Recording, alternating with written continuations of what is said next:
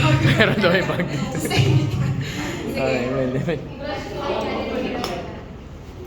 So, ang title ng aking message for this evening is Called to Greatness. Ayan.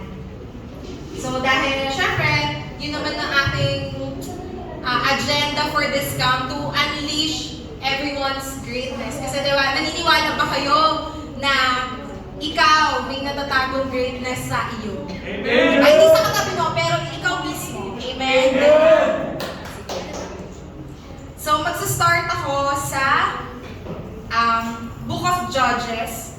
So, chapter siya. Chapter 6 actually. So, hindi ko na siya babasahin kasi medyo mahaba. Pero, story siya ni Gideon. Sinong nakakakilala kay Gideon? Ay, wala. So, hindi kasi siya masyadong nag-preach sa church. Kaya, baka yun, some of us, or most of us, hindi pa siya kilala or wala pang ganung background sa kanya. So, sige. Simulan ko na. So, ang story na to, nung time na to kasi, tama ba? Sige. Punta muna nga tayo sa... Ayan. Sige, simulan ko ng basahin. Sige nga nyo to, ano nga. Pabuksan nga sa Judges chapter 1 to, sige. Bilisan ko na lang yung magbabasa. Ay? 6. Chapter 6, sorry. Chapter 6, Ben. Chapter 6 na.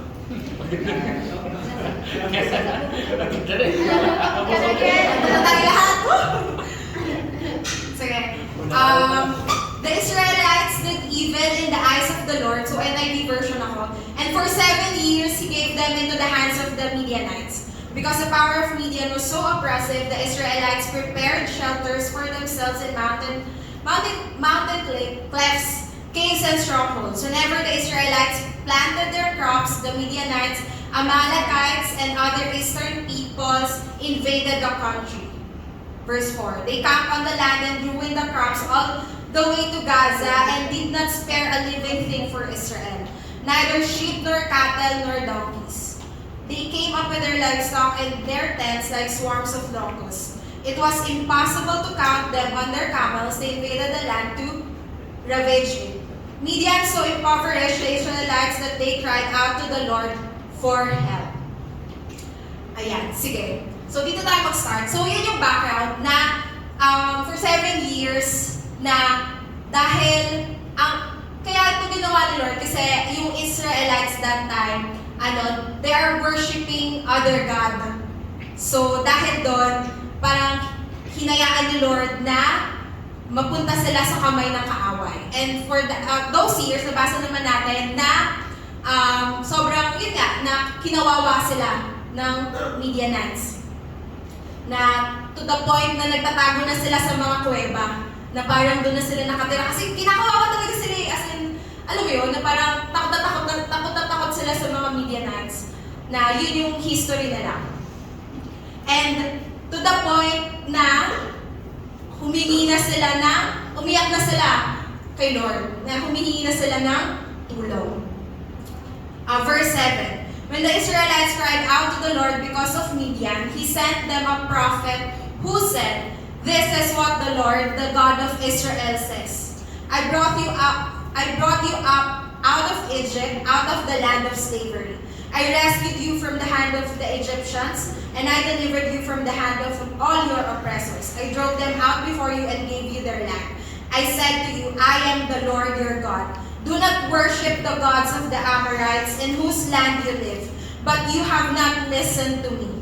So, nakita natin, doon na-emphasize na yun yung reason kung bakit hinayaan ni Lord na mapunta sila or mahawakan sila, maging slave sila ng kaaway. Because nag-worship sila ng other God. The angel of the Lord came and sat down, verse 11, sorry. The angel of the Lord came and sat down under the oak in Ophrah that belonged to Joash the Abizrite, where his son Gideon was threshing wheat in a winepress to keep it from the Midianites. When the angel of the Lord appeared to Gideon, he said, "The Lord is with you, mighty warrior." Or sa other version, mighty man of valor. Ayan, sige. Ayan, sige. Mag-pause muna tayo dito.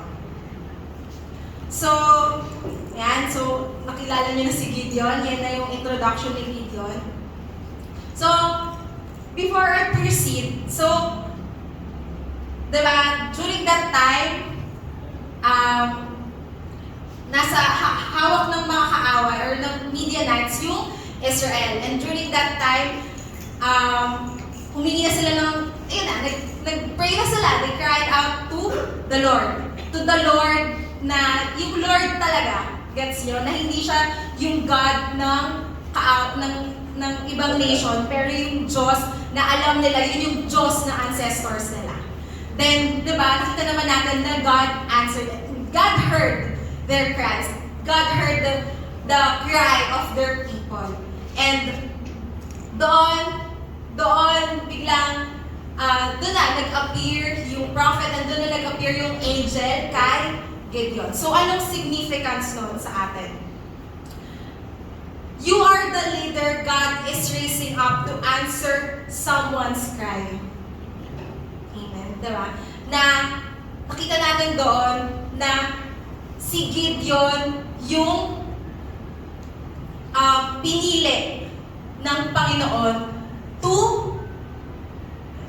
rescue or to help once again yung Israelites. Tulad ng ginawa ni Lord sa Israelites before, time ni Moses. Diba si Moses yung ginamit niya para paalisin sila sa Egypt. And gayon din, though wala pa namang, di ko pa nababasa yung pero yun na nga, spoiler, na si Gideon niya yung pinili dito, nung time na to, ng Panginoon para tulungan ulit yung Israelites out of their slavery from the Midianites. Okay, sige, balik ulit tayo. Sabi dito sa verse 13, "Pardon me, my Lord," Gideon replied, "but if the Lord is with us, why has all this happened to us? Where are all His wonders that our ancestors told us about when they said, 'Did not the Lord bring us up out of Egypt? But now the Lord has abandoned us and given us into the hand of Midian.' The Lord turned to him and said, 'Go in the strength you have and save Israel out of Midian's hand. Am I not sending you?'" Sige. Ang haba pala nito. Sige. Mahaba talaga siya. Sige, so, ayan, basta sa mga following verses, may conversation na sila ni Lord na, diba, yun nga, diba, na si Lord na mismo yung nangusap kay Gideon. Tama? Na, ang galing nga kasi talagang sinagot alam ni Gideon yung boses na parang, diba, hindi siya yung nagtaka ng sino ka? Diba, parang, minsan kapag, syempre, panahon naman nila yun. Pero yun nga, na ang amazing lang kasi si Gideon, kilala niya yung Diyos nila eh. Yung God talaga ng Israel. Diba? Na alam niya, alam mo yun, alam niya kung ano yung ginawa ni Lord before doon sa ancestors nila. Diba? Sinabi naman doon na, kung, diba, parang bakit hindi ka na gumagawa ng wonders? Diba? Sabi niya doon na, na tulad ng dating kinukwento ng mga ancestors nila na pinaalis sila sa Egypt. Bakit ngayon nararanasan nila to? Tama. So tayo din, di ba? Most of the time, like especially to us na nagsuserve na kay Lord, di ba? Na tinawag ka ni Lord, tapos, alam mo yun, nasa kalagitnaan ka ng crisis sa life mo, at ang gulo-gulo ng buhay mo, ang gulo-gulo ng nangyayari sa paligid mo, sa pamilya mo, sa life mo, personally, diba? Na parang mapapatunong ka eh, na, Lord, bakit nangyayari na sa akin, diba? Kung ikaw yung Diyos na who can do wonders, kung ikaw yung Diyos na who can save us, bakit ito nararanasan? Diba?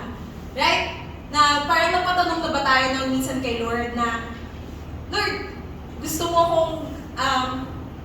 mo akong gamitin, pero ganito yung nangyayari sa life ko ngayon. Diba kasi, meron tayong perception na kapag tinawag tayo ni Lord into greatness, or alam mo yun, pag tatawagin tayo ni Lord in doing something great for Him, for His kingdom, dapat okay yung sitwasyon natin. Dapat, nag-excel tayo. Dapat, nasa leadership na kagad tayo. Diba? Pero dito, pag babasahin natin tong story ni Gideon, hindi ganun yung sitwasyon eh. Anong ginagawa niya that time nung tinawag siya? Diba? Nagtatrabaho siya. Diba? And ganun din tayo na God will call us sa kalagitnaan kung saan busy din tayo nagtatrabaho. Gets ba? Na He will call us in the moments na we are not expecting Him to call us. Naranasan niyo na ba yun? Sa mga, sa mga leaders dito, sa mga matatagal na kay Lord, diba? Na-experience niyo na ba yun na biglang sasabihin sa'yo ng leader mo or ni pastor na gawin mo to? Na parang sasabihin natin, bakit ako? Diba? Na, di naman ako magaling eh. Parang di ko naman siya kaya. Parang, kung ikaw titignan mo yung sarili mo, parang, hindi ako qualified. Amen? Diba? And ganun gumagalaw si Lord. Na, si Lord, tulad na mga nabasa na nating kwento, hindi niya tinitignan kung ano yung posisyon mo. Right? Hindi niya tinitignan kung leader ka na ba, kung nag-excel ka sa work mo, kung ang galing-galing mo sa studies mo. Pero nakikita ka niya as someone na kinreate niya, na alam niya kung ano ang kaya mong gawin through Him. And ganun yung nakita niya kay Gideon. Kaya nabasa natin, di ba? Balikan natin. Sabi niya, "The Lord is with you, mighty warrior." Or yun nga, sa ibang verse, mighty man of valor. Diba? Yun yung identity ni Gideon. Mighty man of valor. Ano bang ibig sabihin nun? Ayan. Mighty man of valor refers to a person with exceptional courage, strength, and ability, often used in the context of warfare or leadership. Wow, diba? Grabe, ganun pala tinitignan ni Lord si Gideon. Pero during that time, hindi leader si Gideon eh. And kung babasahin natin yung ibang verse, makikita natin yung reply ni Gideon dito na sabi dito sa verse 15.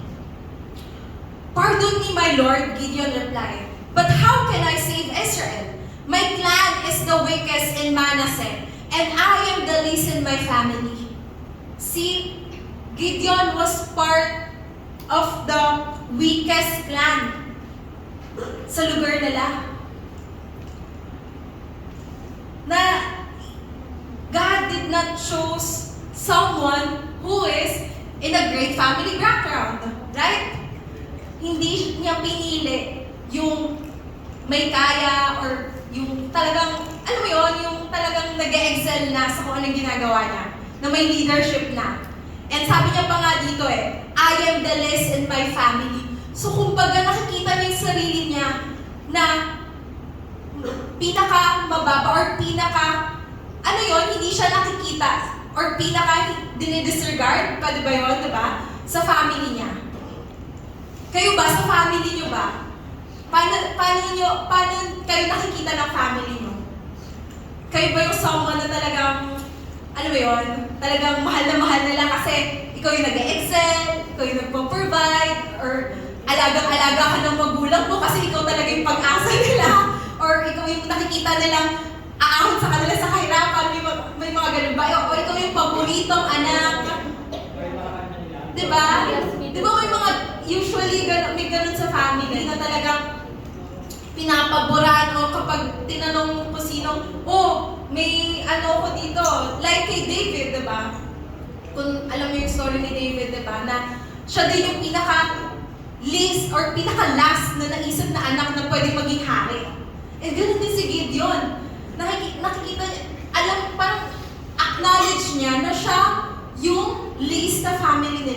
siya yung hindi pinakamagaling siguro, siya yung hindi pinakapaborito, hindi matalino, or mga ganun bagay, di ba?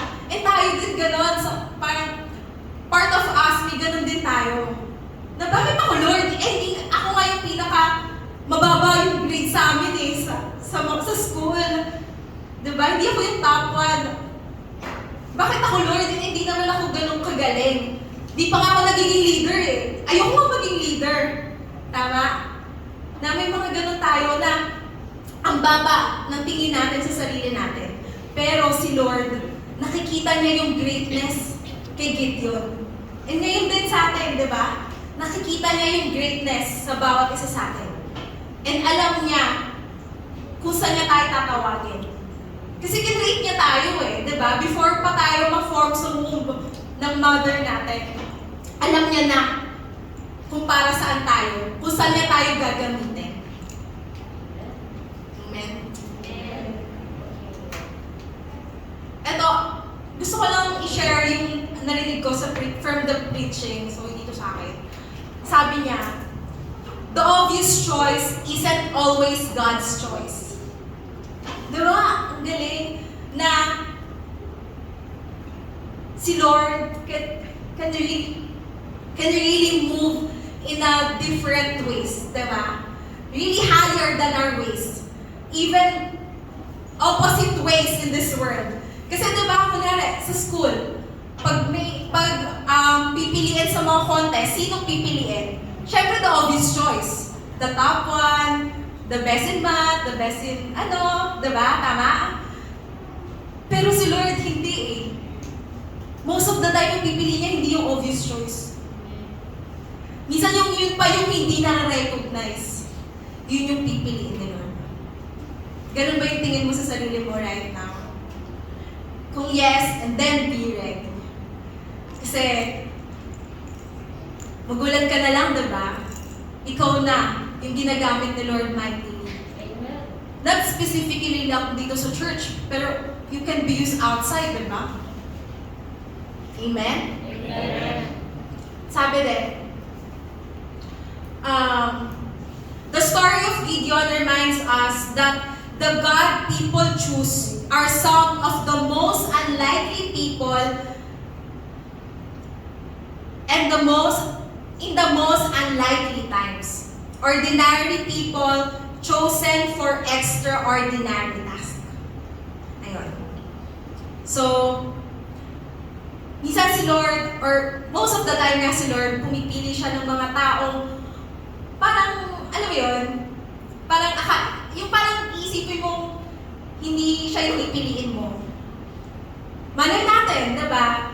Like si Cyrus, bata pa lang yan. Pero diba, nandun yung heart niya mag-join dito sa camp.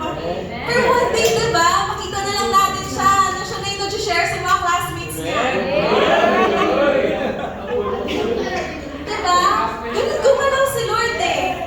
It all starts in a simple act of desire and sometimes obedience kay Lord. Na kahit tayo, dinidisregard na natin yung sarili natin for that greater task.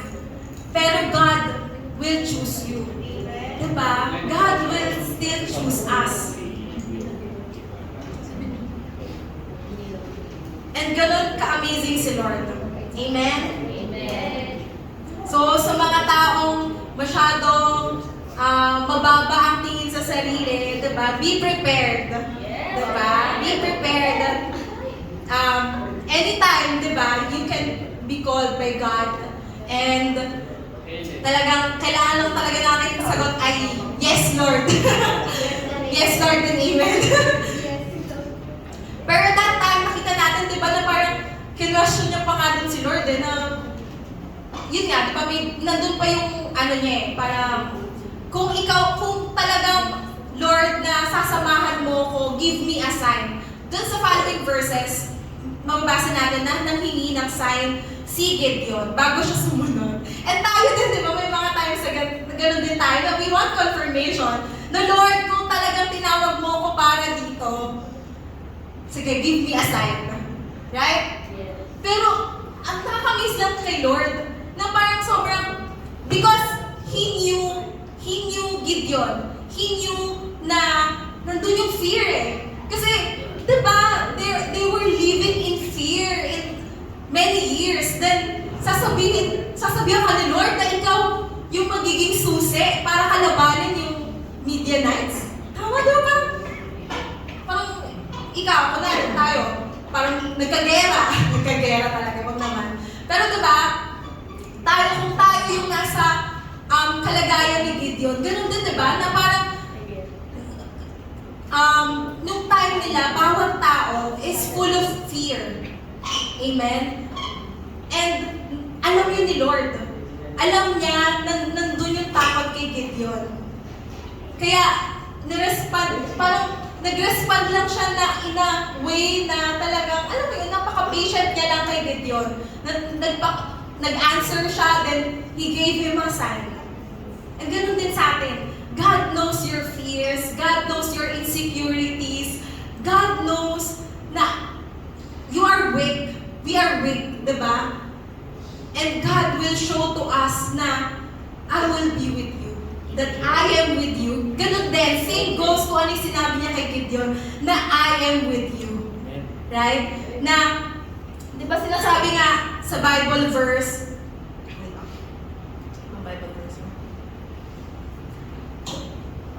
katulad na lagi niyang sinasabi, or naririnig natin, Joshua 1:9, have I not commanded you, be strong and courageous, and do not be frightened, and do not be dismayed, for the Lord your God is with you wherever you go.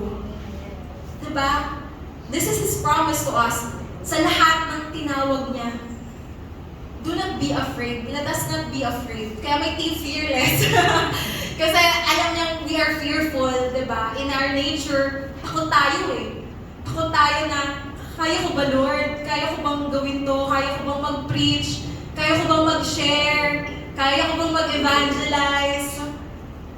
Kaya ko bang mag-pray sa ibang tao for healing? Diba? Nandun yung takot lagi, nandun yung doubt. And alam niyo ni Lord, kasi sabi niya sa atin, nandun yung, kumbaga, ina-assure niya tayo na let us not be afraid, for He is with us. Diba?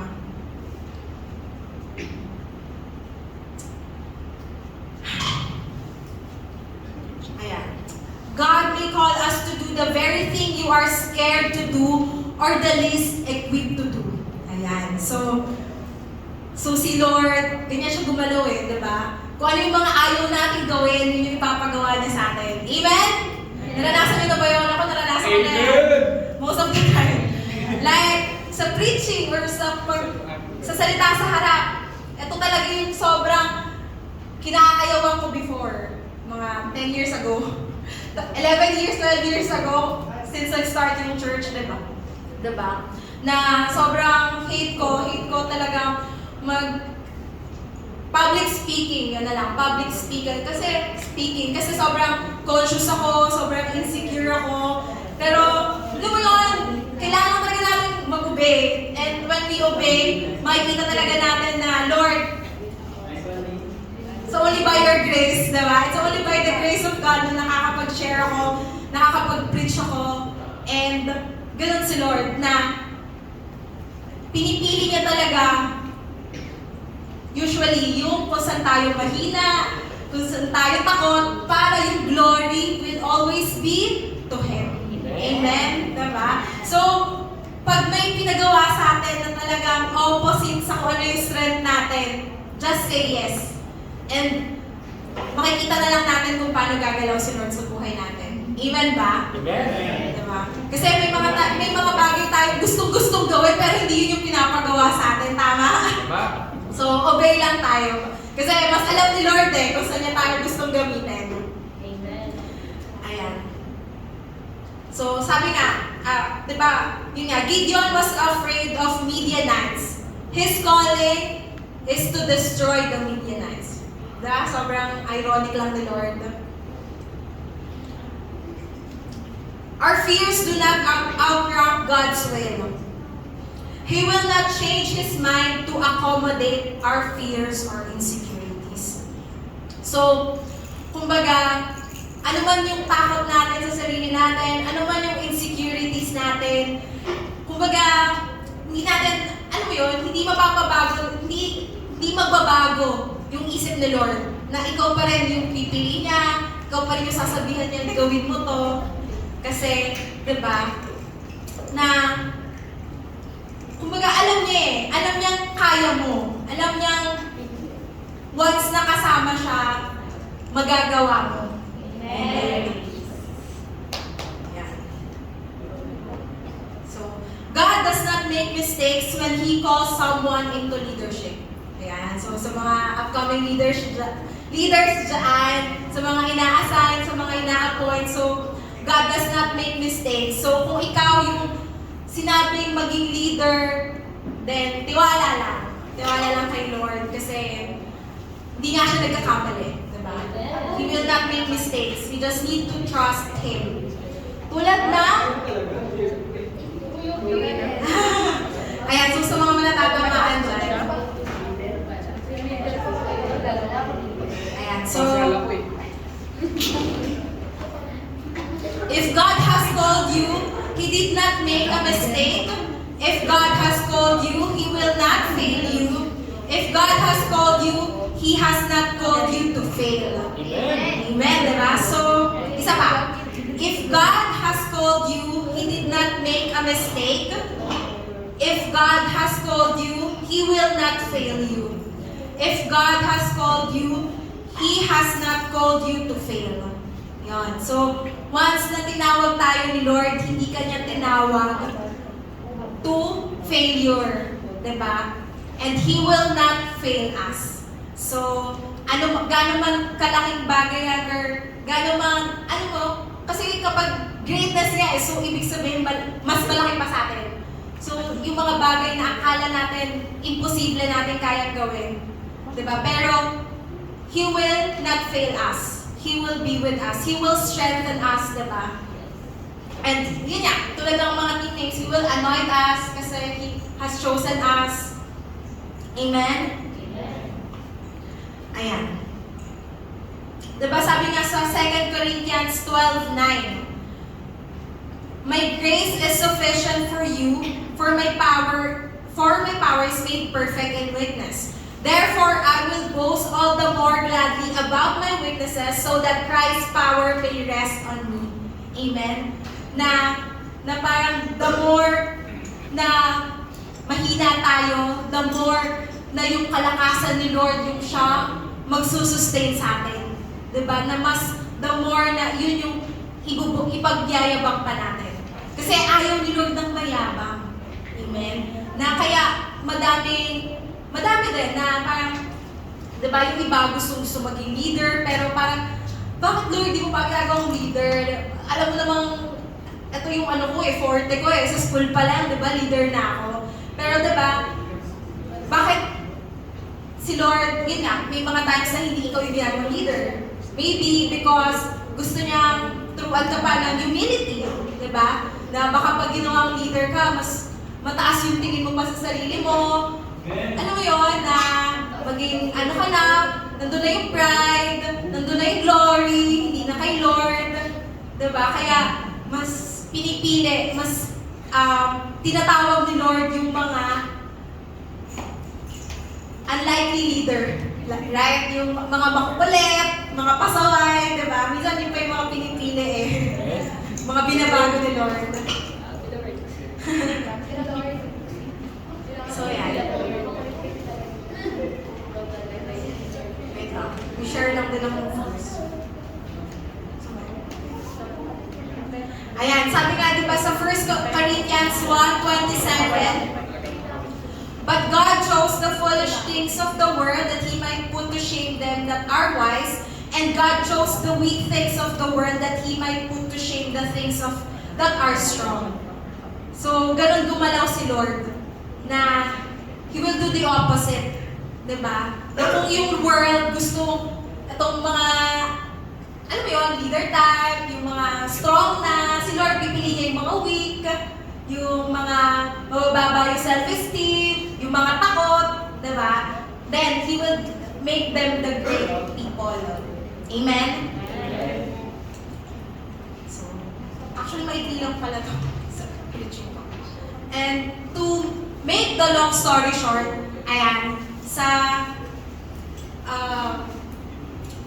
chapter 7 na ba yun? Yung story na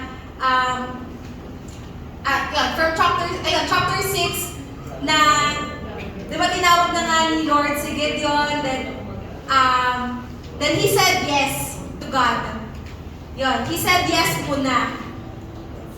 Na most of the time, mahirap ibigay yung yes natin kay Lord, tama? Yes. Kasi we are busy eh. We are busy doing things in this world, right? We are so busy with our studies. We are so busy with our work. We are so busy in doing things at home, responsibilities, diba?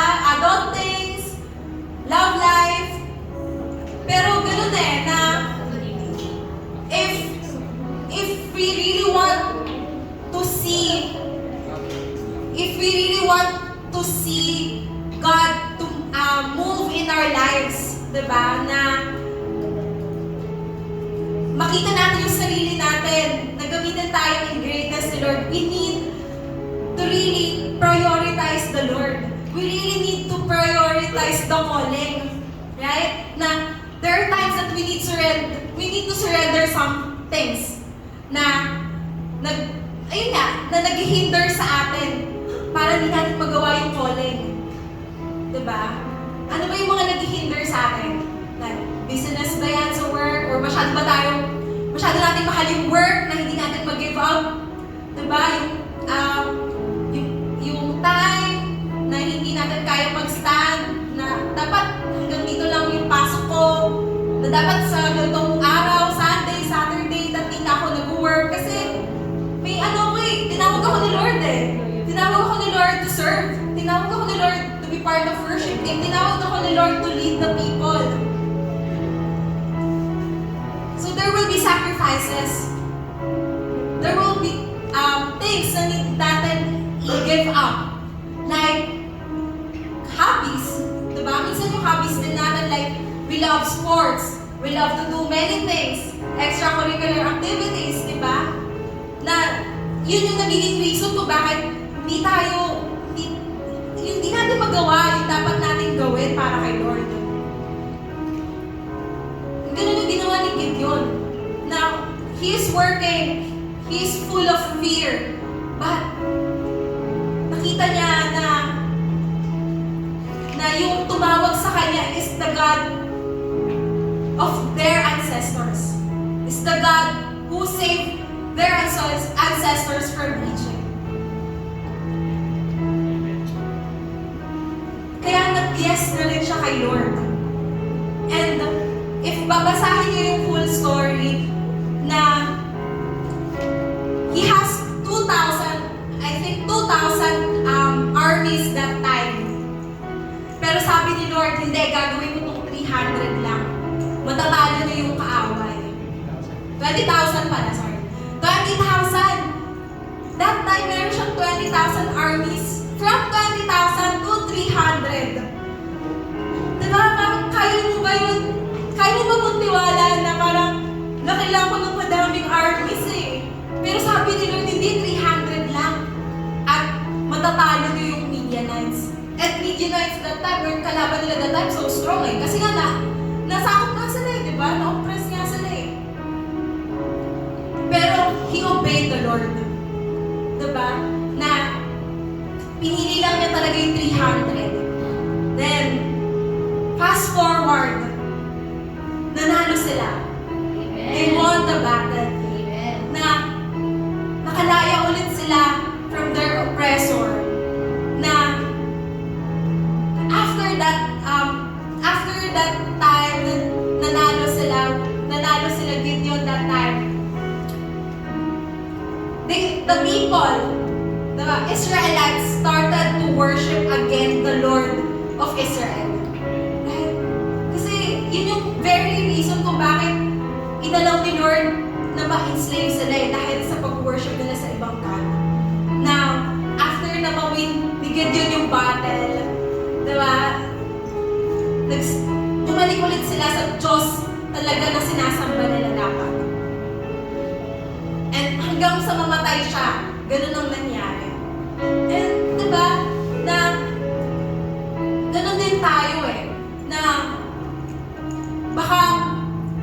yung iba na yung, baka mamaya, we have, other gods na pala in our lives. Tama? Baka mamaya, iba na pala yung wino-worship natin, hindi na si Lord. Baka mamaya yung trabaho na, baka mamaya yung social media na, baka mamaya yung mga kaibigan na natin, baka mamaya yung studies, diba? Baka mamaya yung family na, baka mamaya yung love life na. Kaya, dumarating tayo sa point ng life natin na parang na-oppress din tayo. Diba? Na we need to go back again to the Lord. We need to go back again kung sino ba talaga yung source. Diba? And walang iba yung kundi si Lord. Na I pray na not for us to become great pero we have this desire na Lord, I know that I am parang unworthy I know that I am not that really equipped. I know that I have so many failures, I have so many insecurities, I have so many fears, but Lord, if you will call me, to do something for you, Lord, I will say yes to you. Diba sabi nga dun sa isang verse, whom shall I send? Can we say to the Lord, here I am, send me? Na lalo na sa panahon natin ngayon na, especially sa mga kabataan natin ngayon, diba? Bakit ang hirap nila mag-commit sa Panginoon?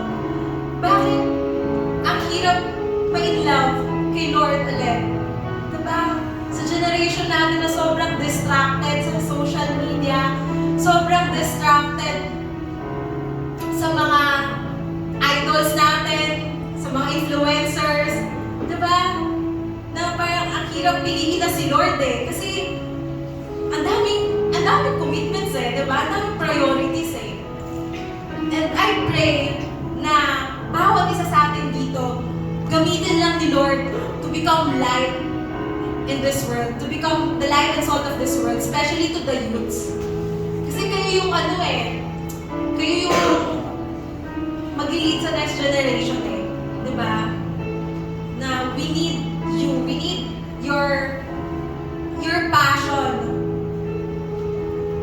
passion sa studies, from passion to studies or passion sa mga worldly things to becoming passionate to God, passionate to what He wants, diba? Na bawat isa sa atin mas marami pang makakilala sa Kanya. Na, diba, let's have this desire na Lord, use me, diba?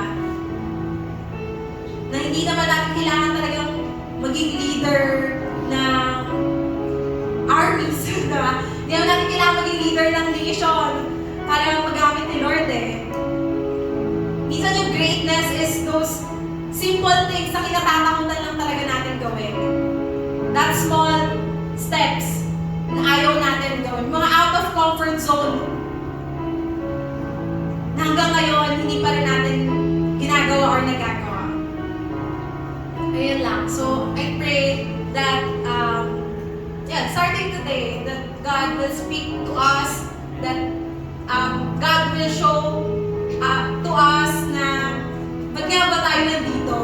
Kasi many are called but few are chosen, right?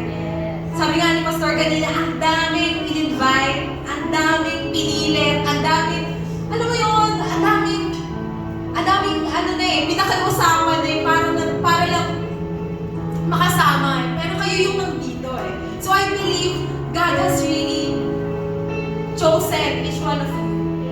Diba? You answered the call. You said yes. Yes, I will join. Diba? Like si Darby, like lang to. Pero, you'll never know baka siya yung maging, diba? Siya yung maging evangelist sa school nila. Kahit si Cyrus, kahit si Bilog, kahit si Yvonne, we'll never know. Pero they said yes You said yes. pray that this will be the start of God using us into something really great for His kingdom. Not something great for us, but for Him alone. Yes. So can we all stand as we pray?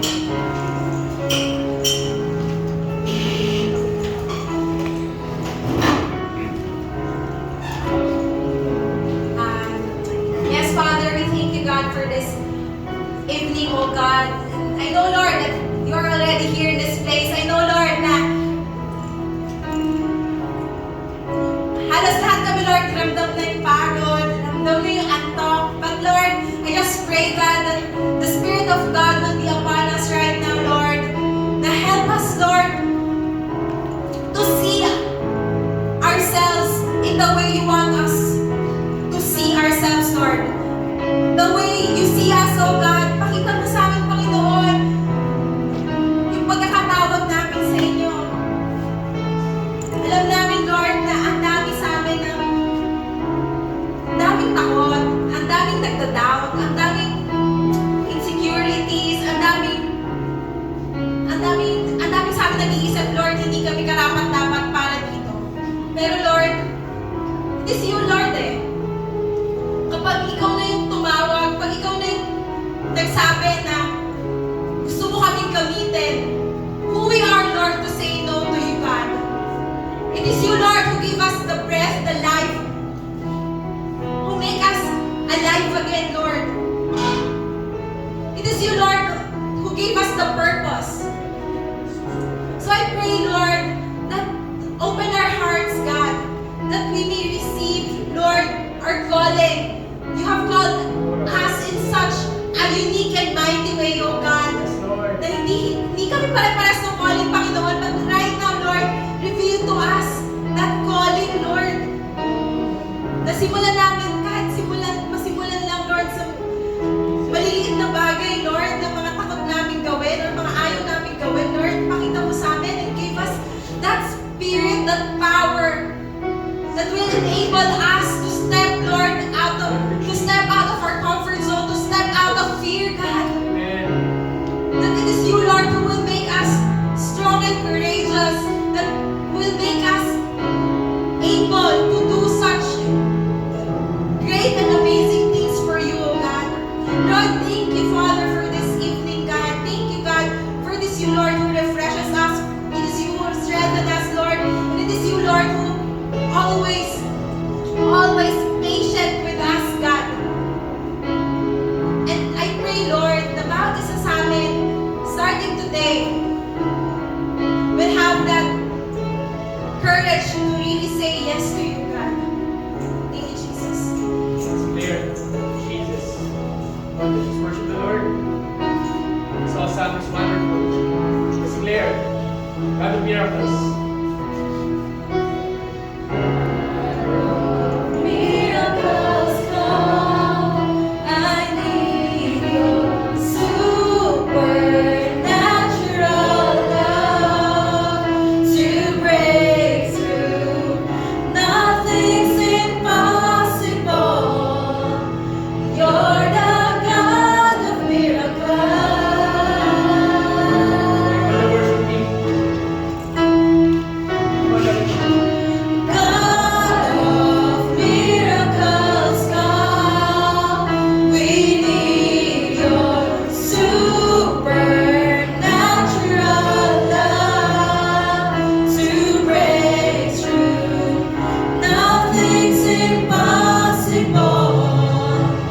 You're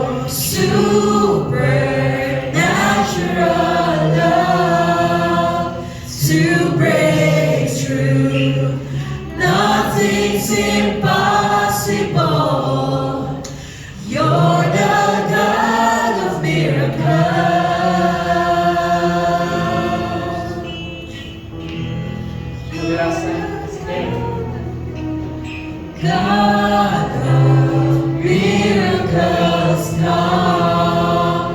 We need your supernatural love to break through. Nothing's impossible. You're the God of miracles.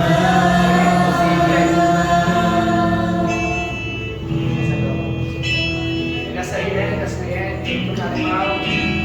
Right now, let's pray for that Holy Spirit impartation.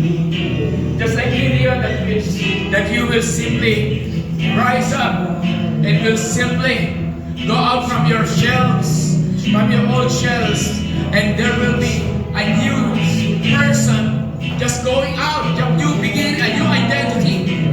Sabi doon, sa 1 Peter 2:9, di ba? You are chosen, you are called, you are chosen, and you are called. You are heaven chosen, you are called, you are not just an ordinary person. There's this identity deep within you. There's this greatness deep within you, that you are an amazing person. You are an amazing man, woman, sons and daughters of the King of Kings and the Lord of Lords. That is the same time tonight as we end. Tonight is the moment that we need to claim our destiny. We need to claim back, this is who I am. This is who really I am. This is who I am. Right now, I'm inviting you right now, wherever you are, just just tell God, Lord, I want to reclaim my identity. I want to reclaim my identity na tulad ni Gideon. I want to rise up. I want to respond to the call. I want to respond to the obedience tulad ni Gideon. I want to walk in the path of obedience to God. Holy Jesus. Ang ganda sinabi natin, Paulo na sinabi niya, yung pagkakatawag sa kanya, yung sabi, God called you. Yung mga hindi mo gusto, yung mga ayaw-ayaw, yung tinatawag ni Lord. Naalala ko dati si ate mo ninyo, yung nagpipreach siya, nakatingala. Ngayon, parang nakagawa na lang siya, but it's reality. Yung nagpipreach siya, nakatingala, alam mo, nandun yung projector niya, nandun yung lyrics, yung nilabasa yung points. And I had my own experience. The first time ko pumunta, don't sing sa harap, alam niya, pero bago magpastor, there's a moment in me na kinanta ko yung book ng psalm sa isang church kung saan talagang yung mic, kasanay ako mag-preach, pero yung mic kulang na lang, ibato ko sa sobrang ginig ng kamay ko. There's this moment that when God called you, hindi mo lang gagawin, makakatog ka, makakatal ka, makakatay ka sa hiya, ganun yung nararamdaman mo. It doesn't matter. Why? Because it's God who sustains you, and God will continue to keep sustaining you until the time that comes that you have the confidence to do what God has called you to do. God is developing that confidence in you, and what you need to do is say, yes, Lord, here I am, God, use me. Here I am, God, use me. Here I am, Lord, use me. God is building up that confidence level. Maaaring wala ka ngayon doon. Maaaring hinahanap mo yung mga kanina naging leader, nakita naman yung mga itsura, yung mga pamahar, yung mga nabigla na moment. Aksidente ba yun? Of course not. That's not an accident, because that moment, that wisdom, that meeting, the Lord has revealed your name to that person, to us, to the committees. It is God who put your name. Why? Because you have that leadership in you. At kahit hindi nyo ba napansin, sa bawat grupo nyo, may mga leaders doon. Why? Because they are there. Naggaling na sila. And they are there to support you, to know that hindi ka nag-aisa sa lahat mo na to, that you are walking with one another. You are walking with God in your life. You are not walking alone. God is proving we are not walking alone. Oh, Jesus. Oh, grabe. Pura. Di ba makanta ka sa ibang magpapasin? Lord, thank you. Thank you. Minsan lang naman yung pagkuyat. Minsan naman kami gabihin ng ganito. Minsan lang talaga to, pero gusto namin i-maximize. So Lord, right now, empower people. Can I ask you lift up your hands right now? Lord, empower your people. Empower your sons and daughters mula dito hanggang dito. Yung mga dapat empower them. Fill them with the power of the Holy Spirit. Hindi namin kailangan ng second night. Ngayon po lang. Fill them with the power of the Holy Spirit. And let them know that you are their source of their strength, source of their power, source of their life, source of their joy, source of their ability to do the things that God wants to do. Lord, let them rise up. Let them rise up, God, and let them soar and use just like Gideon to defeat what needs to be defeated, to destroy what's